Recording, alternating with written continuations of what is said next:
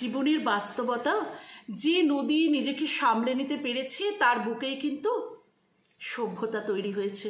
ঠিক তেমনি তোমাকেও কিন্তু নদী হতে হবে। চলার পথে বলছেন, জীবনে চলার পথে অনেক ঝড় ঝাপটা বাধা বিপত্তি আসবে, কিন্তু তোমাকে সামলে নিতে হবে সেই সব। শুধু তোমাকে শক্ত হয়ে সকল পরিস্থিতির মুখোমুখি হতে হবে। মনে রাখতে হবে এই জীবনটা 100 মিটারের রেস না, যেখানে নির্দিষ্ট দূরত্বে যেতে প্রতিযোগিতায় প্রথম হতে হবে। জীবন ম্যারাথন দৌড়ের মতো, সেখানে কে কত দূর পৌঁছাতে পারলো, কতক্ষণ টিকে থাকলো, সেটাই মুখ্য। আমাদের 60 বছরের জীবনে 20 বছর দেখতে দেখতে কেটে যাবে, বাকি থাকবে 40 বছর। আর এই 40 বছর তোমাকে শেখাবে বাস্তবতা কি, শেখাবে জীবনের আসল মানে।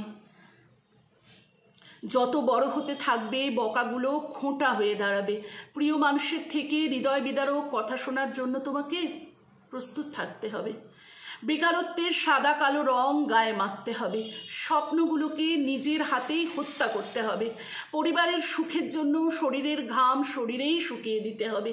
এমনকি চোখ দিয়ে জল গড়ালে ধুলোর দোহাই দিয়ে চোখের জল চোখেই মুছে নিতে হবে।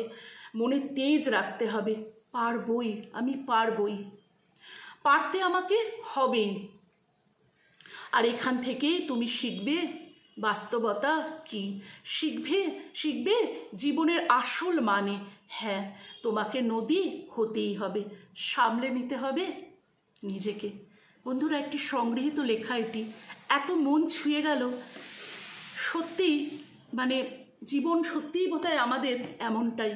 জীবনে যে আমাদের ঝড় ঝাপটা কিভাবে এসে জীবনটাকে আমাদের একেবারে নাড়িয়ে দিয়ে চলে যায়, সেটা বোধহয় বন্ধুরা যখন যার জীবনে ঝড় ঝাপটা আসে সে বোধহয় সেটা মর্মে মর্মে উপলব্ধি করতে পারে।